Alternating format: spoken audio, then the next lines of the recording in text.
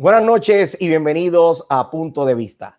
Continúan los casos de coronavirus aumentando en Puerto Rico. Hoy informan un total de 325 hospitalizados, 705 muertes registradas, 51,768 casos confirmados y probables. De esto vamos a estar hablando más adelante con el Task Force médico de Punto de Vista, pero también otras que siguen aumentando son las querellas radicadas en el Departamento de Asuntos al Consumidor. Y para dialogar esta noche con nosotros en Punto de Vista, le damos las buenas noches y la bienvenida a la secretaria de Asuntos al Consumidor, Carmen Salgado Rodríguez. Buenas noches, secretaria. Buenas noches. Gracias por darme la oportunidad de participar con ustedes. Secretaria, ¿cómo está trabajando el departamento de ustedes, DACO, con el volumen de querellas que se están radicando en estos momentos con la pandemia? Pues nosotros hemos implementado el sistema de vistas virtuales más que nada para poder darle continuidad a todas esas querellas que durante el lockdown tuvimos que detener el proceso adjudicativo y de esa forma poder bajar, ¿verdad?, el volumen de casos que hasta cierto punto se nos acumuló en los meses que estuvimos trabajando de forma remota, o aunque trabajábamos presencial, no estábamos recibiendo todavía a los consumidores. Así que ya llevamos un mes donde los abogados, los jueces administrativos y también los jueces de fisca están llevando a cabo las vistas y las mediaciones a través de vistas virtuales. Esto pues va a abonar muchísimo en que podamos seguir atendiendo, ¿verdad? Porque yo creo que justicia tardía no es justicia, ¿verdad? Y no podemos detener el proceso y la demanda de atención que tienen los consumidores de sus querellas, porque estamos ante una pandemia que ciertamente nos ha movido como pueblo, ¿verdad? Y nos ha cambiado los procesos y la forma de vida, pero tenemos que atender la responsabilidad y el compromiso que tenemos, y las vistas virtuales es una alternativa y está funcionando. Al principio nos tomó un poco de tiempo, el tecnicismo, las cosas que pasan. Ustedes están todos los días trabajando con la tecnología y saben que a veces se va la señal, hay ciertos procesos técnicos que fallan, pero es parte del proceso, es parte de nuestras vidas, pero tenemos personas y abogados bien preparados, capacitados y dispuestos, ¿verdad?, a dar ¿verdad?, desde el compromiso que tienen con servir al pueblo. ¿Qué sucede con un consumidor que no tiene conocimiento referente al Internet o, como usted dice, tiene dificultad con el Internet y tiene una vista? ¿Qué otra solución, si alguna, tienen estos consumidores para resolver esta situación de querella? Hay alternativas. El proceso de adiestramiento y de preparación para atender estas vistas virtuales fue gran parte fue en el tecnicismo, en cómo se van a trabajar esas alternativas. Pues ciertamente se puede integrar a través del teléfono, si es cuestión de comunicación, de conexión. Si es que alguna parte, no, como traes muy ciertamente, no tiene el equipo, no sabe la tecnología, pues esa parte puede estar presencial en una sala donde nosotros le vamos a proveer el equipo y nuestro personal lo puede asistir técnicamente, y la otra parte puede estar remota, porque esto se trabaja, nosotros por lo menos lo estamos trabajando en el programa de Teams, que es el que provee el gobierno gratuitamente. Así que tenemos alternativas. No se tiene que detener esa vista o atrasar porque hay que hacerla presencial, aunque ciertamente, Luis, hay casos que se van a tener que celebrar presencial, pero también hay alternativas. No todos tienen que estar en la sala porque se pueden dividir las salas. O sea, son métodos alternos que estamos aprendiendo a utilizar, ¿verdad? Y a llevar los procesos adjudicativos que antes pues no estábamos acostumbrados a hacerlo así, pero el COVID y la forma de vida con la pandemia nos ha llevado, ¿verdad?, a llevar estos procesos para poder continuar, darle seguimiento, ¿verdad?, y adelantar los casos de querellas que tenemos pendientes. Le pregunto, ¿cuán fácil o difícil si algún consumidor o consumidora quiere hacer una querella en estos momentos? ¿Eso lo hace a través del portal de DACO? ¿Cómo sería? Sí, nosotros tenemos a través de nuestra página Querellas Online. No solamente puede radicar las querellas, puede hacernos llegar las confidencias, puede entrar y solicitar una consulta antes de radicar la querella para saber, para orientarlo cómo es que va a radicar la querella, qué es lo que tiene que contener la querella, qué documentos va a subir. Siempre si la tecnología, si la persona no es buena con la tecnología, puede enviarnos la querella a través de correo, no tiene que ir a la oficina. Nosotros nos vamos a comunicar con ese consumidor que recibimos la querella y le vamos a dar cita. O sea, que estamos trabajando con todas estas alternativas. Obviamente, ante este momento, lo más fácil, lo más accesible es a través de nuestra página, a través de servicios online, donde tenemos querellas online y puede hacer la querella, subir todos los documentos y completarla. Más adelante, personal del departamento se va a estar comunicando si es que necesita completar algún otro documento, enviar algún otro documento o completar alguna parte de la forma de la querella. Hablando del portal de DACO a través del servicio online, también están trabajando lo que es las renovaciones de certificaciones, de la licencia, algún profesional que quiera entrar y hacer ese servicio. Eso es así, a través de Renovaciones Online, que es una compañía que nosotros contratamos, el contratista, el corredor de bienes raíces, el hospedaje, el estacionamiento, todas estas licencias o registros que nosotros trabajamos están disponibles en Renovaciones Online, así que lo pueden hacer directamente desde su casa, desde su negocio, a través, ¿verdad?, de la computadora. No tiene que ir a la oficina para radicar. Siempre nos dando, también se están dando los servicios de pesas y medidas, Luis, que son los servicios que los inspectores le dan a los negocios de las balanzas, las farmacias, los comercios, los garajes de gasolina. También a través de Renovaciones Online pueden solicitar el servicio y nuestro personal va a levantar ese ticket, ese boleto y va a ir a dar el servicio. O sea que el Departamento de Asuntos al Consumidor está trabajando 24/7 básicamente a través de su servicio online para resolver no solamente las querellas que están llegando al departamento, sino también para que los consumidores puedan renovar su licencia y certificaciones. Eso es así. Y los negocios puedan tener nuestro servicio para poder, ¿verdad?, darle sus servicios a los clientes, a los consumidores, en cuanto a pesas y medidas se refiere. Le pregunto, secretaria, muchas de las llamadas que hemos recibido y también a través de nuestras redes sociales nos preguntan referente a la congelación de precios. ¿Hasta cuándo va a tener esa congelación de precios? Y si solamente en estos momentos aplican artículos exclusivamente relacionados a la pandemia del coronavirus. Pues nosotros tenemos tres órdenes de congelación de precios ahora mismo vigentes. Una tiene que ver con los combustibles, que es el gas y la gasolina. Ahí se congela el margen de ganancia. Y tenemos las otras dos órdenes tienen que ver con artículos de primera necesidad, una relacionada específicamente con los artículos de la pandemia, los desinfectantes, las mascarillas, los guantes, lo que ya estamos acostumbrados prácticamente a vivir y a comprarlo. Antes no lo teníamos en nuestra lista de compra, ya es parte, ¿verdad?, de esa lista. Y la otra son los artículos de primera necesidad que conocemos como parte de otras emergencias que ya también tenemos anualmente, que son los alimentos, el agua. Ciertamente, ¿cuándo esto va a pasar, Luis? Pues mira, no tenemos fecha cierta.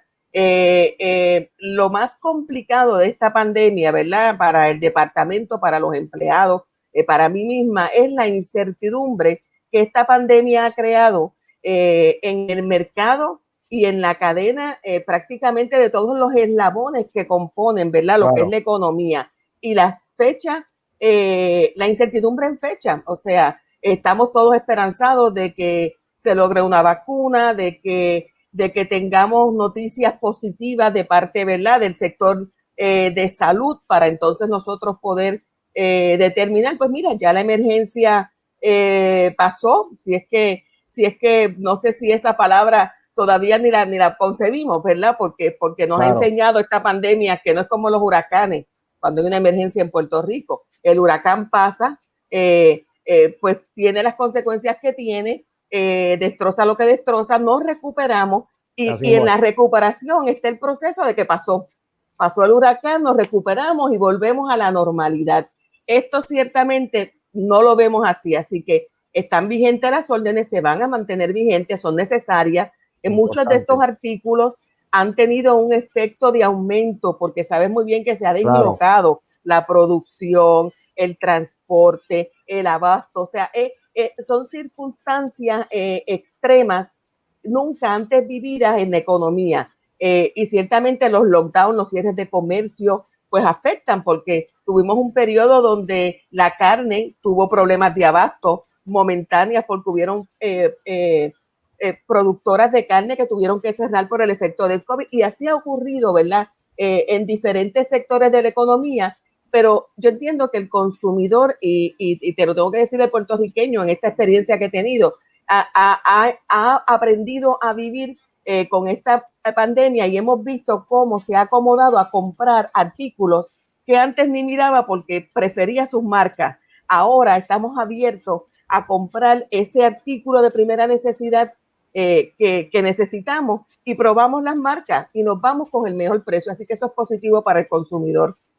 Pues, secretaria Carmen Salgado Rodríguez, yo le agradezco que haya estado con nosotros en Punto de Vista. Las puertas están abiertas porque me gustaría continuar en otro programa hablando con usted sobre lo que está trabajando el Departamento de Asuntos al Consumidor camino a lo que va a ser lo que sería el Black Friday y las compras navideñas y qué otros artículos va a estar teniendo en congelación y cualquier otra información que usted quiera, pues yo sé que nuestros televidentes están esperando a ver qué va a suceder con el Black Friday y con las compras navideñas camino a Navidades. Así que muchas gracias nuevamente a usted por estar con nosotros y la esperamos nuevamente en Punto de Vista. Agradecida, buenas noches y estoy siempre a las órdenes. Lo de Black Friday va a estar bien interesante, así que me gustaría tener la conversación para orientar a los consumidores porque el comercio viene con cosas nuevas.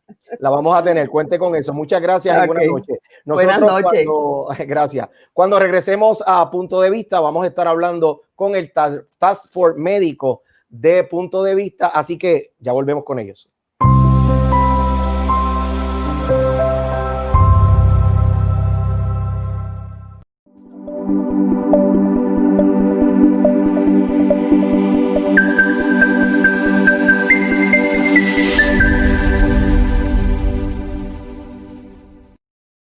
Bueno, y de regreso a Punto de Vista, ahora vamos a estar dialogando con el Task Force médico de este programa y rápido le vamos a dar la bienvenida al doctor Luis Adrián Rivera Pomales, a Yaritza Martorell, epidemióloga, y a la señora Judith Rodríguez, demógrafa y ex profesora de la Universidad de Puerto Rico, si se encuentra por ahí, pero ya nos acompaña el doctor Luis Rivera Pomales y la epidemióloga Yaritza Martorell. Buenas noches y bienvenidos a ambos.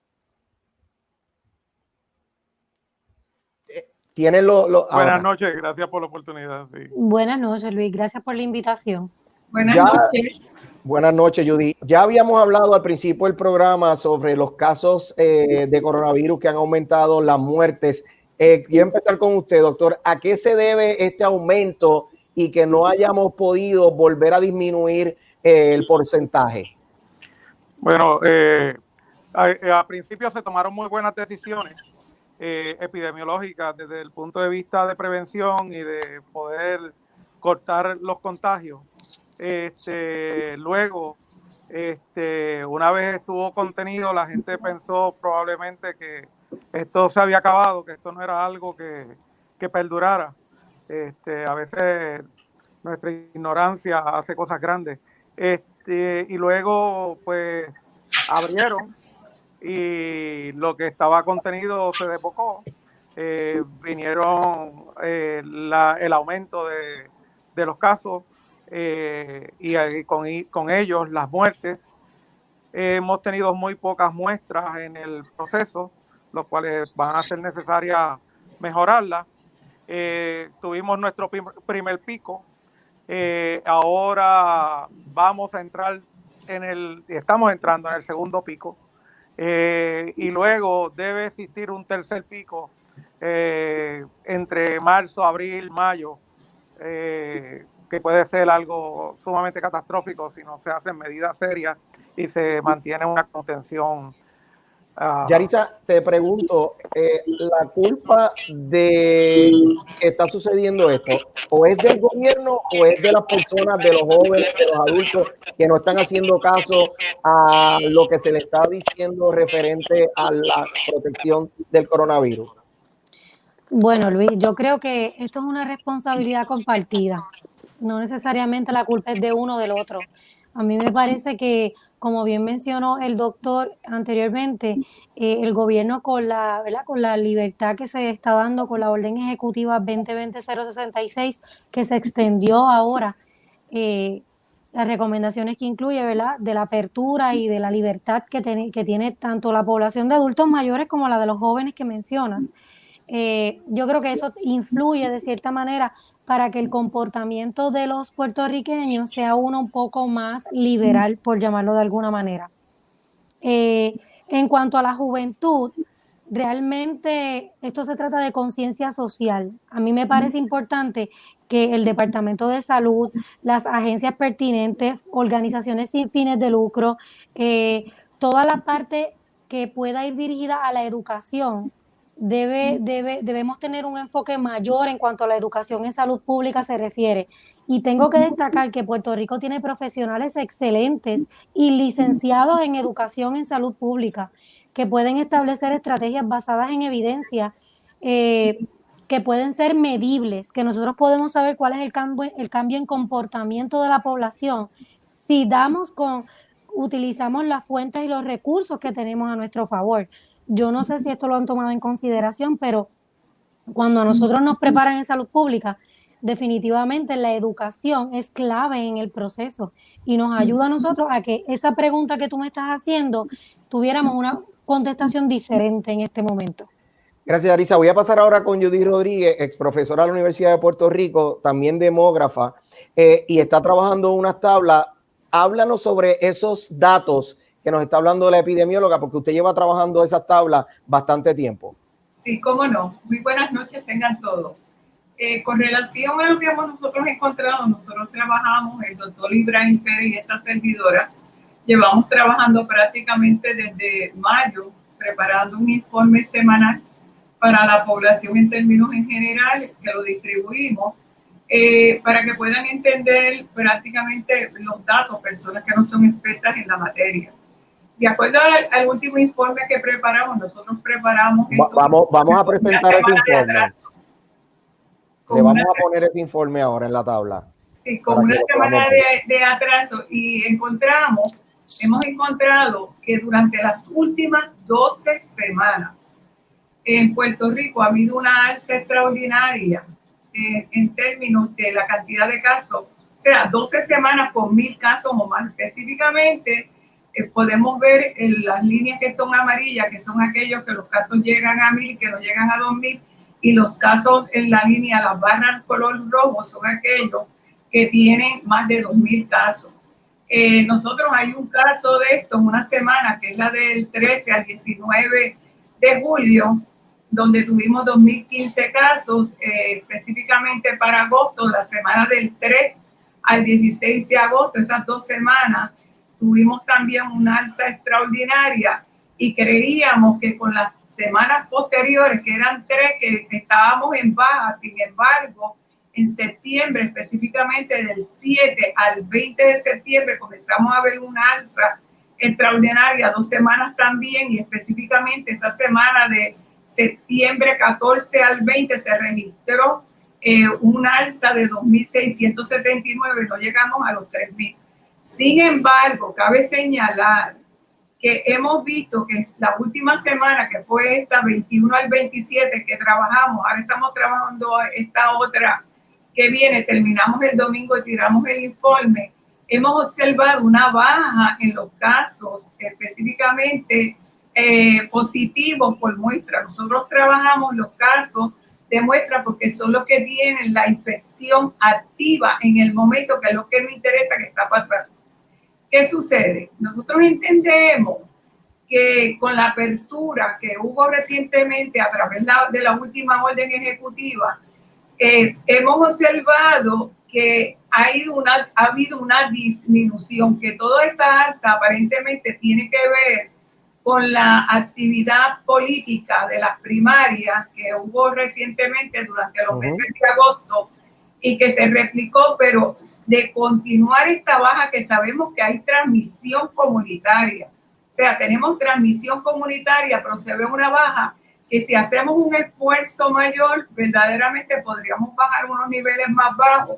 Sin embargo, tenemos que pensar que esto en los meses próximos, dependiendo de cómo nos comportemos durante las elecciones, que es ya mismo dentro de 3 o 4 semanas, en el mes de noviembre, pues podríamos ver una baja con una transmisión más baja.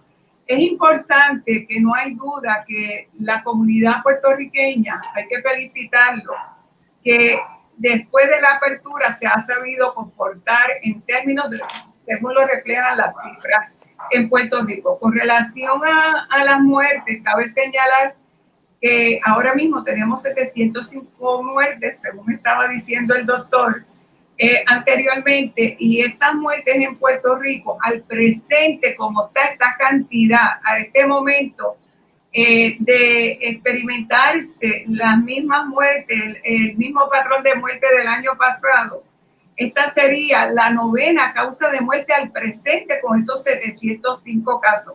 Sin embargo, hemos hecho proyecciones, yo he hecho una proyección bastante verdaderamente baja con relación a los números de ahora. Y en Puerto Rico, esta causa de muerte podría a final de año estar entre la 5ª y la 6ª causa de muerte en Puerto Rico. De experimentarse unos números que consideré de aproximadamente 5 muertes diarias de aquí a lo que acabe el año. Y hablando, luego de escuchar esa analogía de las tablas y toda esa información, doctor, y también a Yaritza, la importancia entonces de la prevención.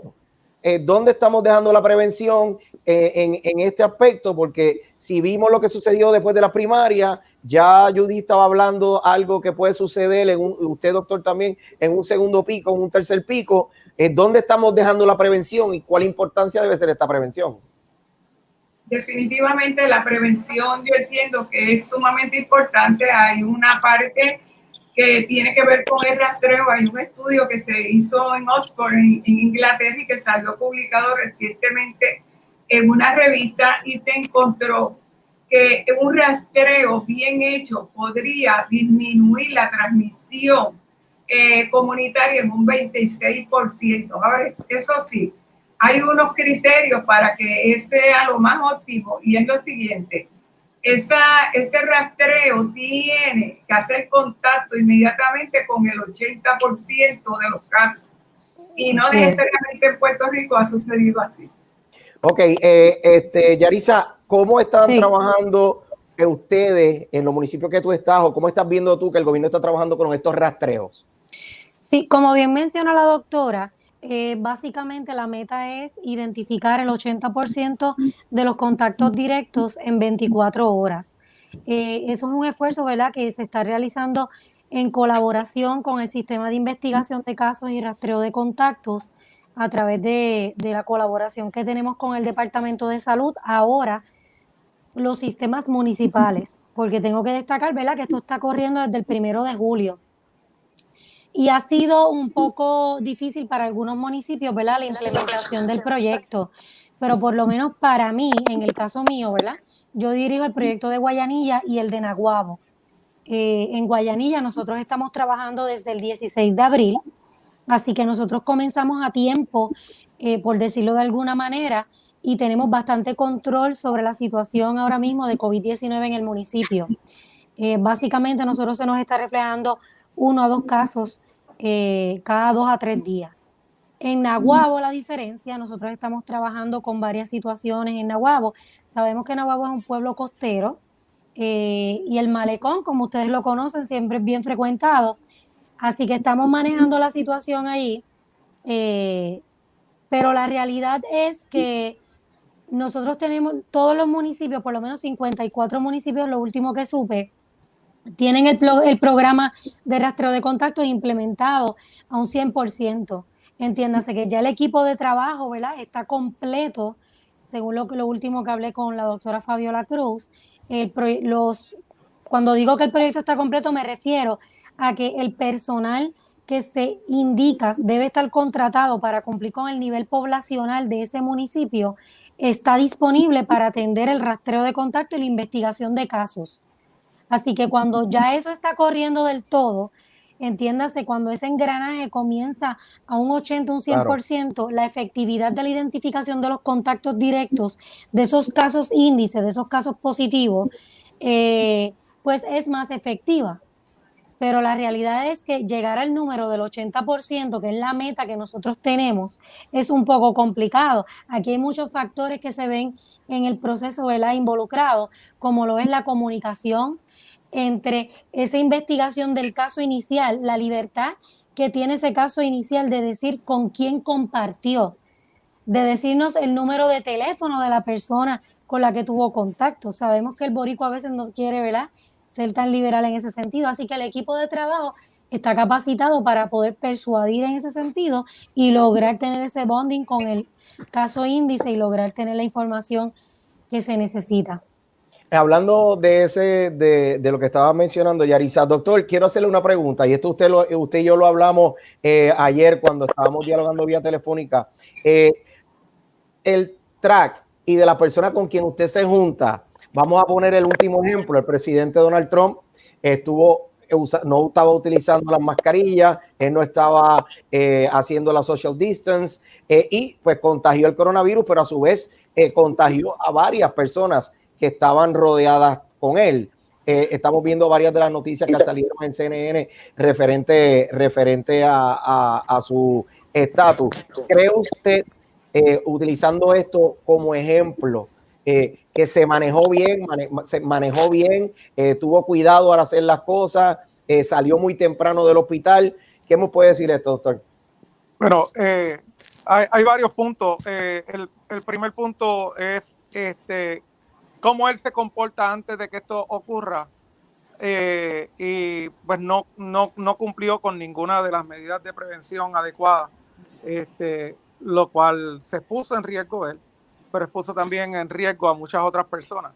Él, gracias a la oportunidad que tiene de que tiene un acceso a los mejores servicios de salud, tuvo la oportunidad de recibir un over estándar de tratamiento, recibiendo Remdesivir, se le dio el Decadron, una observación continua. ¿Cuántos días estuvo en el hospital? Probablemente pudieron haber sido 1 o 2 más. Ya el oxígeno se había normalizado. Lo entendemos que probablemente fue prematuro en 1 o 2 días. Sin embargo, otras personas muy prominentes y que conocen mucho de este tema, en lo que va saliendo, entienden que fue más o menos en tiempo, pero todos coincidimos principalmente que fue un poquito antes de lo que debería haber estado. El presidente tiene unas consideraciones diferentes que tienen que ver claramente con su proceso de reelección y candidatura para presidente, y eso nos ayuda a veces a cometer errores, igual que pues lo ha cometido en el mismo proceso de la campaña. No debemos seguir ese ejemplo, debemos ser más precavidos, entender que vale más. Yo uso un principio de Benjamin Franklin que es bien importante. Vale más una onza de prevención que una libra de curación. Aquí, por esa falta de responsabilidad hacia los demás y hacia sí mismo,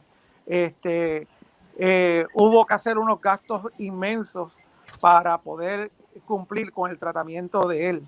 Pero asimismo a veces también pudimos haber perdido vidas de gente que de ahora en los próximos 2 semanas, 3 semanas manifiesten la enfermedad, que se han contagiado por alguna de esta parte, que es un detalle un poco irresponsable. Pues yo le agradezco, gracias. No tengo más tiempo para hablar con el Task Force Médico de Punto de Vista, pero los espero el lunes que viene porque quiero hablar con ustedes referente a la segunda ola y a la supuesta tercera ola que estaba mencionando el doctor para abril, a ver si es verdad que estaban con el frío. Ya estamos viendo unos casos en Nueva York que han ido hacia arriba, pero esto lo vamos a hablar para la semana que viene. Así que buenas noches, agradecido del doctor Luis Adrián Rivera Pomales, de Yarisa Matorel y de la señora Judy Rodríguez. Así que gracias y buenas noches. Gracias por Gracias a ustedes. Nosotros cuando regresemos en Punto de Vista vamos a estar con el panel político. Ya volvemos.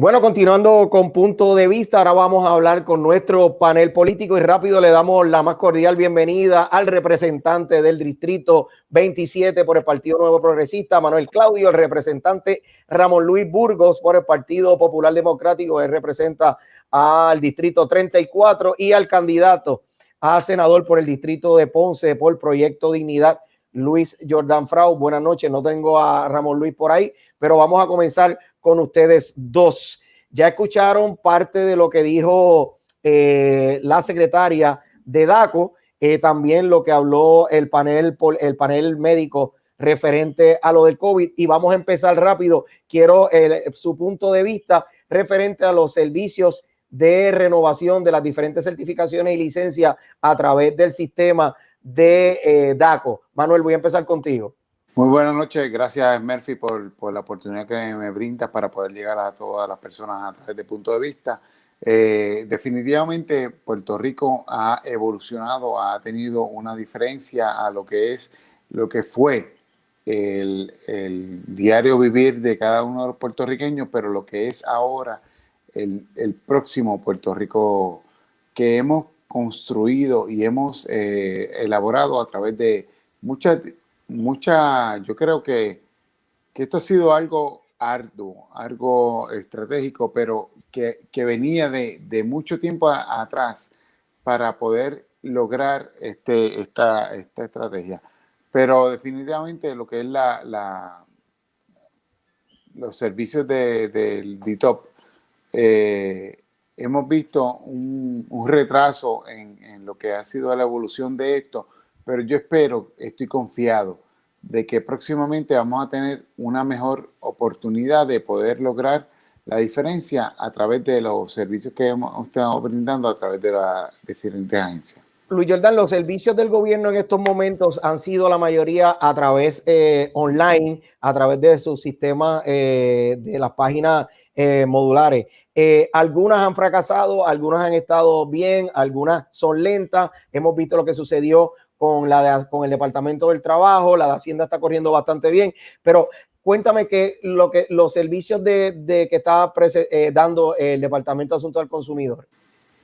Pues mira, Luis, bueno, antes que todo, buenas noches a ti, a toda tu audiencia y a la producción del programa.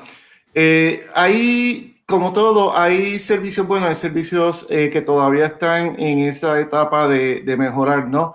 Desde el punto de vista de servicios buenos, existen unos cuantos, asume antecedentes penales, tú entras online y ya en 5 minutos tú tienes el certificado en tu inbox. Desde el punto de vista de DACO, yo entré los otros días porque estábamos haciendo un análisis y te tengo que decir que se me hizo fácil, no lo encontré difícil, se me hizo fácil, la interfase es bastante user-friendly, así que vi los servicios que dan y entiendo que no sé si esto es lo único que va a haber o si va a haber una segunda fase, pero como estaba diciendo la directora, la secretaria, pues mira, sí tienen para renovación de licencia, tienen para hacer querellas, es bastante fácil. Sin embargo, hay que recordar que no todo el mundo es diestro con las computadoras. Así Correcto. Que servicios que ellos dan personalmente tienen que continuar, y eso es parte de lo que el Proyecto Dignidad quiere hacer, quiere digitalizar lo que se pueda, pero no como se ha hecho hasta ahora, sino usando un concepto que en la industria farmacéutica se llama validaciones, donde antes de irte en vivo, tú haces unas pruebas en papel y tú haces pruebas digital, y al final las dos cosas tienen que estar iguales para tú decir, ok, lo digital está funcionando. Referente a la congelación de precios, Manuel, la legislatura, la Cámara de Representantes ha presentado alguna legislación referente a la congelación de precios, o eso específicamente se le deja a la Secretaría del Departamento de Asuntos al Consumidor. ¿Y te parece bien lo que está pasando con la congelación en la gasolina y con los artículos de la pandemia?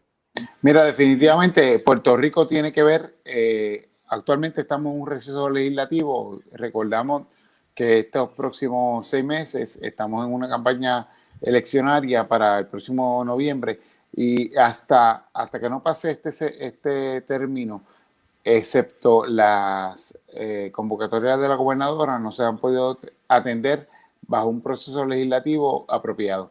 Pero es bueno saber que Puerto Rico ha tenido unos secretarios de DACO, unos secretarios de diferentes agencias que han tenido la atención para poder atender prontamente las diferentes situaciones que han pasado. Congelación de precios, tanto de gasolina, tanto de artículos de primera necesidad, para huracanes, para otros artículos, pero siempre han sido muy on board y han estado muy en el proceso, y definitivamente tenemos que resguardar las leyes de Puerto Rico para que estas personas puedan atender, estos secretarios, hablando de gente, secretarios de diferentes agencias, puedan atender esto apremiantemente y no transcurra en alguna actuación ilegal o de deterioro para el pueblo puertorriqueño. Luis Jordan Frau, ¿entiende que lo que está, la congelación de precios en este momento es la correcta, o alguna propuesta de parte de Proyecto Dignidad referente a esto de la congelación de precios y cómo manejarían la parte de desarrollo de asuntos al consumidor? Pues mira, entendemos que la congelación de precios es correcta. Ahorita la secretaria estaba hablando de 3 órdenes ejecutivas que ella dio. 2 de ellas en particular, la 2020-005 y la 2020-006. La 005 se hizo efectiva antes de que Puerto Rico declarara un estado de emergencia. Y en esa es donde se congeló los precios de todo aquel artículo que tenga que ver con el evitar el contagio, el hand sanitizer, las mascarillas, el alcohol, los paños desechables, desinfectantes, todo este tipo de artículos. La 006 vino a enmendar la 005 porque ya habían declarado el estado de emergencia, de igual como lo se declararía durante, digamos, un huracán. Por lo tanto, aquí entonces la extienden y añaden otros elementos como combustible, alimentos enlatados y alimentos frescos, tanques y recipientes para colectar para colectar combustible y colectar agua. Ambas normalmente esas órdenes tienen fecha de nacimiento y fecha de defunción. En este caso, entiendo que actuaron bien porque las dejaron abiertas, y para que se cierren, lo que pusieron fue que tiene que haber una nueva orden entonces para cerrarla. Así que yo creo que desde ese punto de vista están correctamente velando por el bienestar del consumidor. Ok, vamos al otro tema que tenemos, que ya escucharon lo que hablaron nuestro Task Force médico de punto de vista referente a la pandemia del COVID. Los casos siguen aumentando en Puerto Rico, se espera una segunda ola, posiblemente una tercera. Ustedes, voy a empezar contigo, Manuel, tu punto de vista de cómo el gobierno ha manejado esta pandemia del COVID-19. Mira, Puerto Rico comenzó desde tiempos tempranos. O sea, yo puedo aplaudir la gestión de Wanda Vázquez cuando ha comenzado esta frena de la ola de de la problemática de la pandemia que nunca habíamos vivido en Puerto Rico. Pero ella comenzó desde tiempos tempranos a detener la ola que probablemente hoy pudiera incidir en algo mucho mayor. Pero más afín a eso ha sido las diferentes órdenes ejecutivas que ha hecho la gobernadora para poder atender esta emergencia. Inclusive la Cámara de Representantes sesionó en el mes de junio más de $500 millones para atender directamente a la sociedad puertorriqueña con diferentes recursos económicos aprobados por la Junta de Control Fiscal de Puerto Rico. Yo creo que esto quede claro para todos los puertorriqueños, porque no es fácil decir que vamos a soltar $500 millones para el beneficio de los puertorriqueños del erario público, porque quiero que recalque eso. Fue de las economías que había logrado esta administración durante los pasados 3 años. Pudieron recolectar $500 millones para poder darlos al pueblo puertorriqueño, y eso es parte del esfuerzo que se ha hecho en esta administración para poder lograr unas economías mayores, y hoy pudimos ver en este 2020 que atendimos necesidades inmediatas, no tanto de Huracán María, sino de la pandemia que hubo y también de los huracanes y de los terremotos.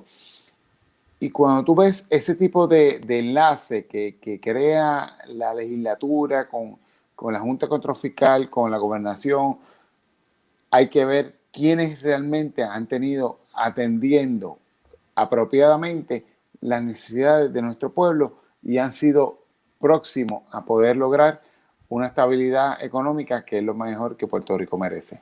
Luis Jordán, de Proyecto Dignidad, ¿cómo ha manejado el gobierno de Puerto Rico esta pandemia de coronavirus y alguna cosa diferente que ustedes hubieran hecho?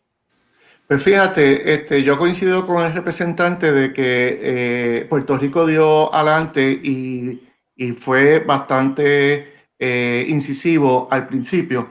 Más sin embargo, a medida que fue pasando el tiempo, empezaron a surgir cosas. Por ejemplo, aquí tenemos el Strategic Disbursement Plan Funding Report, que sale todos los meses de la oficina de AFAF, donde en abril de este año Estados Unidos le dio a Puerto Rico, certificado por la Junta de Control Fiscal, $2.2 billones para atender específicamente los asuntos del coronavirus. ¿Qué sucede? De esos 2.2 billones, solamente se ha usado menos de $1 billón. Ahora, déjame darte unas cuantas partidas. Hay una partida de $350,000 para ayudar a los comerciantes a cubrir nómina. De esos 350 millones, solamente se han usado 14. Hay una partida para asistencia a pequeños y medianos comerciantes, $250,000. Solamente se han usado la mitad, 120. Ahorita, Yaritza Martorell estaba hablando y la doctora Judith Rodríguez estaban hablando del tracing, el rastreo. Aquí hay una partida para rastreo de unos $150,000. Solamente se han usado, $150 millones. Solamente se han usado $25 millones. Así que definitivamente existe una ineficiencia en el sistema que nosotros en Proyecto Dignidad entendemos que hay que atender, y es una combinación de el hecho de que la eficiencia del sistema más el hecho de que entendemos que Puerto Rico, como está ahora, no tiene la estructura necesaria para manejar esta cantidad de dinero. Así que nosotros sí haríamos algo diferente. Nosotros buscaríamos el agilizar que esos fondos lleguen a donde se necesitan, $2.2 billones, y lo más seguro, parte de eso, cuando llegue la fecha límite, vamos a tener que devolverlo a Estados Unidos porque no se usaron. Yo voy a dejar que Manuel responda a eso antes de despedirme porque estamos cortos de tiempo. Mira, definitivamente el Proyecto de Dignidad tiene muchas buenas ideas y puede tener una buena intención. Lo que pasa es que en estos procesos de emitir y proveer estos servicios directamente al pueblo puertorriqueño, es una complejidad porque hay que tenerlo demostrado, hay que tenerlo sustancialmente veredicto. O sea, esto no es tan sencillo como decirle al gobierno americano, recibí, porque no somos Estado, no somos parte de la nación americana, no tenemos la oportunidad de demostrarle al gobierno americano de un método expedito que nosotros utilizamos este dinero directamente para la ayuda ciudadana. De hecho, yo creo que Puerto Rico ha sido ineficiente en este proceso, pero ha sido por el mandato coincido con eso. Ha sido por el mandato independiente de ser una colonia puertorriqueña. Definitivamente, si nosotros fuéramos Estado, la cosa fuera completamente diferente. Pero ante la situación de demostrar cómo vamos a utilizar un peso y cómo demostrar cómo lo vamos a gastar, y ese trámite de un lado a otro definitivamente nos tropieza a los beneficios que el gobierno americano nos ha dado, y hoy por hoy no lo podemos utilizar correctamente, como el compañero Luis ha dicho, que yo quisiera que fuera más efectivo al día de hoy, pero tanto ni la legislatura tenemos la oportunidad de hacerlo, ni el gobierno, ni la estructura gubernamental tienen la oportunidad de hacerlo de esta manera tan eficiente. Pero le exhorto que este próximo 3 de noviembre votemos por estadidad para que esto sea más fácil, sencillo. Yo voy a dejar esta conversación ahí, pero yo quiero recalcar un dato sumamente importante, y aquí voy a estar coincidiendo con el señor Jordan Frau, es que muchos de los fondos federales que Puerto Rico recibe no se están usando, y ¿qué sucede? Hay que devolverlo a los Estados Unidos, y esto está pasando no solamente en esta administración, la administración pasada, la anterior, y se están devolviendo estos fondos a los Estados Unidos. Eso es un tema que vamos a tocar nuevamente la próxima vez que estemos. Le agradezco al representante del Distrito 27, Manuel Claudio, del Partido Nuevo Progresista, por estar con nosotros, también al candidato al Distrito de Ponce por el Partido Proyecto de Dignidad, Luis Jordan Frau. Excusamos al compañero Ramón Luis Burgo del Partido Popular Democrático, que no pudo llegar con nosotros. Nosotros vamos y regresamos con el panel juvenil de Puerto Rico Cambia, porque en punto de vista los jóvenes cuentan.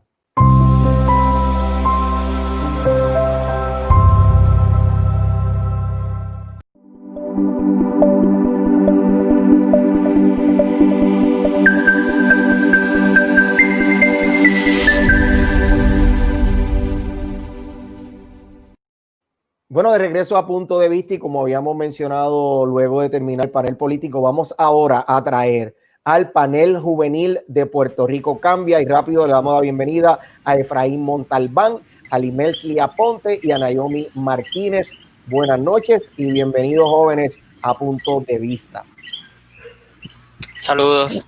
Saludos, yo quiero comenzar con una pregunta sumamente interesante. Voy a cambiar lo que es el rundown, pero quiero comenzar con algo que terminamos ahora, con los candidatos, al candidato del Partido Proyecto de Dignidad y el representante del Partido No Progresista, que es referente a los fondos federales, que muchas veces las agencias no lo utilizan, pudiendo beneficiar a muchos puertorriqueños, especialmente la juventud, y estos fondos hay que devolverlos a los Estados Unidos. Efraín, voy a empezar contigo. Claro, yo lo que pienso en todo esto es que no es algo nuevo, o sea, es algo que se viene arrastrando desde hace años, y evidentemente si se usaran, pues se pudiera ayudar a un sinnúmero de personas. El problema aquí es que no sabemos tan siquiera en efecto qué se está haciendo con los fondos que se usan, así sean los poquitos que se usen, qué se está haciendo por completo de ese porcentaje, y cuál es el porcentaje en efecto que hay que devolverle, que en efecto es una pérdida total. El hecho de, si ya los tenemos aquí, ¿para qué entonces vamos a desperdiciarlos teniendo que devolvérselos a Estados Unidos?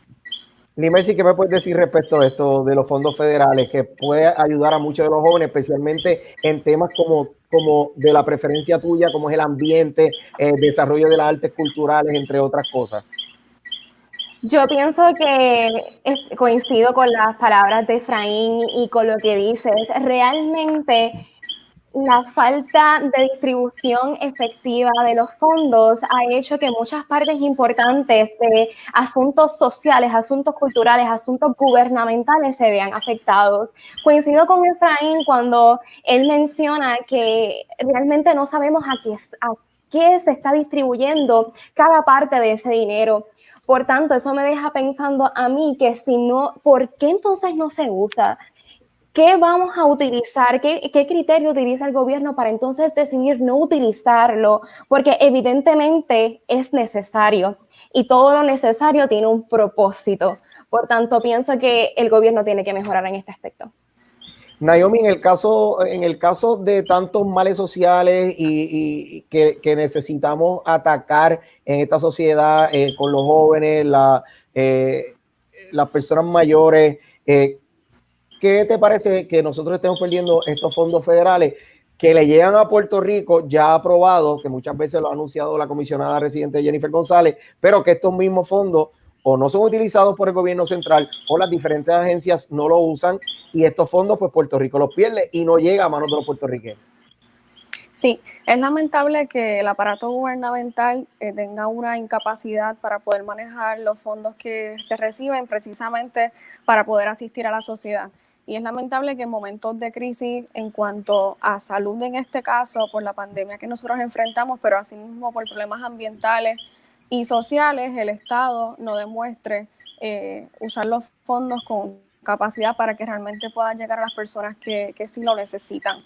Así es que la realidad es que esto es un problema más complejo de lo que nosotros podríamos pensar, porque si una estructura de gobierno no es capaz de distribuir los fondos correctamente, atender las necesidades, pues sabemos que la sociedad va a ir en declive en ese sentido.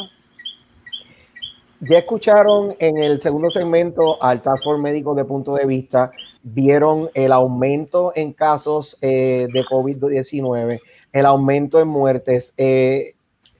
La pregunta que me viene a la mente en el caso de ustedes, ¿la juventud ha manejado bien la pandemia? Y voy a empezar ahora con Naomi. Pues yo considero en realidad que todos los sectores demográficos del país tienen la misma responsabilidad en cuanto a la prevención y también la forma en que nosotros actuamos y llevamos el mensaje también de conciencia a los demás. Así es que no creo que es algo que solamente repercute en los jóvenes, y los jóvenes tienen que también cumplir con su parte, así como las demás personas. Y creo que en ese sentido nosotros podemos dar un mensaje un poco más fuerte si asumimos la responsabilidad como jóvenes, pero es algo que nos compete a todos como ciudadanos y ciudadanas. ¿Qué sugerirías tú como un plan de acción para mejorar o para mejorar lo que son los casos de COVID, para bajar al pico como estábamos al principio cuando estaba el lockdown completo? Creo que una solución sería que realmente las personas tomen conciencia sobre esta situación. El gobierno ha tratado de la medida posible de asistir a los ciudadanos en cuanto a las pruebas, en cuanto al rastreo y las medidas de prevención en el aeropuerto.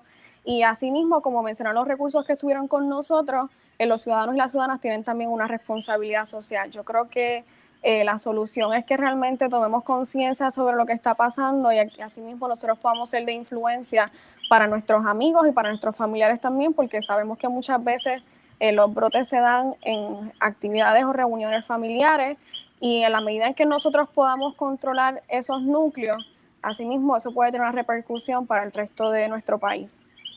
Efraín, escucha a Naomi hablar sobre las restricciones nuevas en el aeropuerto, pero también muchas de las noticias que estamos viendo en las redes sociales y en las noticias es de que las fiestas familiares es la causa mayor, no son ya los que vienen de viaje. ¿Qué consejo o qué piensas tú de ese manejo del COVID, especialmente en ese tipo de acción?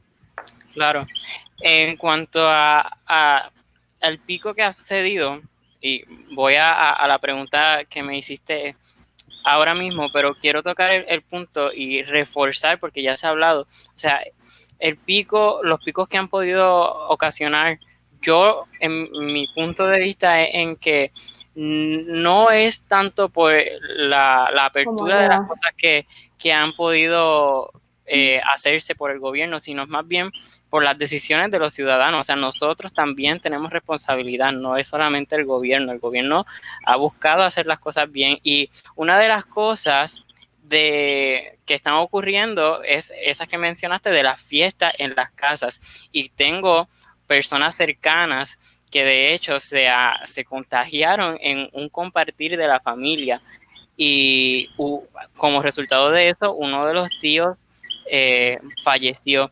Y a esto a lo que voy es como que hay que ser mucho más conscientes, no solo a la hora de salir, sino también a quién permitimos que entre a nuestra casa, las medidas que yo en mi hogar voy a tomar, qué estamos haciendo en nuestra misma casa para que no entre ese virus para acá. Limelsi, tu comentario al respecto. Mis comentarios son sencillos. Realmente, cuando estamos hablando del COVID-19, tenemos que imaginarnos que todo el mundo tiene COVID. Yo siempre lo he pensado de esa manera. Nosotros podemos ver a esa persona, pero no vemos a ese enemigo invisible. Y tanto un político como una persona, ¿verdad? De la comunidad, tú y yo, joven o adulto, todos podemos sufrir el mismo riesgo y estamos en el mismo riesgo de contagio. Y es bien importante que si yo como individuo dejo entrar a alguien a mi casa y no utilizo las medidas, o yo como político también hago lo mismo y no sigo las medidas, estoy siendo irresponsable sin importar si soy joven, como ya mencioné. Exacto. Bien importante lo que es, y cito a Yaritza Martorell, la responsabilidad compartida. Las libertades tienen un punto y debe crucial por la salud mental, y podemos mencionar muchas cosas, pero la responsabilidad que tenemos como cada ciudadano es para el bien común, y eso es mi punto. Gracias, Limelsi. Cambiando el tema para tocar el tema de Departamento de Asuntos al Consumidor, que escucharon lo que la secretaria nos dijo referente a varios puntos. Quiero su opinión primero referente a los precios de artículos, los precios congelados de estos artículos de primera necesidad, gasolina y lo que dijo la secretaria, porque en esta pandemia, pues obvio, el puertorriqueño ha recibido un cantazo en su bolsillo, pero eso no solamente afecta a nuestros padres y nuestros familiares, sino también afecta a ustedes como jóvenes. Así es. Efraín. No, yo lo que pienso es que no se nos debe de ir de perspectiva que aún estamos bajo una emergencia de salud, y en efecto, no solamente ha afectado el bolsillo de nuestros padres y de nuestros familiares, sino el de nosotros mismos. O sea, cosas están volviendo a la normalidad, pero hay trabajos que todavía no han vuelto a la normalidad, no han regresado a cobrar lo que cobraban antes. Hay gente que todavía no tiene sus trabajos, y sí, hubo ayudas, pero esas ayudas ya no están ahora mismo. Y eso hay que tenerlo muy en cuenta y no perder de perspectiva nuevamente, y digo, el hecho de que aún estamos bajo una emergencia de salud. Naomi, contigo rapidito, que nos queda un minutito. Claro que sí, sobre el particular, considero sí, lo que estamos hablando, sobre lo que estamos hablando de DACO. Sí, les mencionaba sobre eso. Creo que es importante que el departamento haya optado por hacer la congelación de precios, porque sabemos que en situaciones de crisis hay individuos y hay empresas que buscan lucrarse. Y es importante que en este tipo de situaciones, sobre todas las cosas, los consumidores puedan estar protegidos. Limelsi, nos queda un minuto en este programa de Punto de Vista, y tenemos para que cierres con la encuesta de Puerto Rico Cambia, la encuesta juvenil que vamos a estar poniendo en nuestra plataforma de Punto de Vista para que vayan y voten, y la vamos a estar discutiendo en este panel juvenil el próximo lunes. Así que, ¿cuál es la encuesta del día de hoy, Limelsi? La encuesta del día de hoy dice: ¿cuán importante es para usted que los candidatos a la gobernación presenten en su programa de gobierno medidas que atiendan los problemas ambientales? Es una encuesta que viene de la preocupación de tomar en serio los problemas ambientales y cómo nosotros como ciudadanos tenemos en esos criterios para elegir a nuestros candidatos a los problemas ambientales como primera instancia. sea que los invito a participar de la encuesta que los leemos. Gracias. Pues gracias, muchachos. Ese fue el panel juvenil de Puerto Rico Cambia. A ustedes, gracias por estar con nosotros en la noche de hoy. Mañana pueden ver la repetición de este programa en el canal 85 de Liberty y en el 285 en HD, en High Definition. En el 285 mañana a las 10 de la noche puede ver este programa a través de Liberty. De nosotros queda restarle que tengan muy buenas noches. Vayan a la plataforma de Punto de Vista para que voten en esta encuesta y nos vemos el lunes a las 10 de la noche.